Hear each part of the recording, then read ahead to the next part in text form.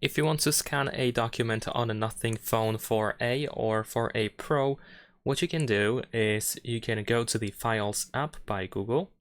So once you open this file manager over here, you want to tap on this button that we have at the bottom of the screen, this document icon. Now we're going to tap on Try It, and then in here we need to simply point at our document.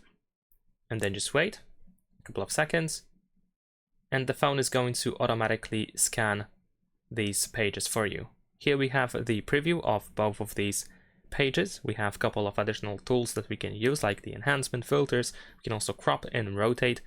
And then you can of course press this plus button if you want to scan more pages, or you can just tap on next if you want to save it. And there we go. You should be able to find your scanned documents over here in the documents section, which you can easily find in the file manager. So that's pretty much it. Leave a like and subscribe.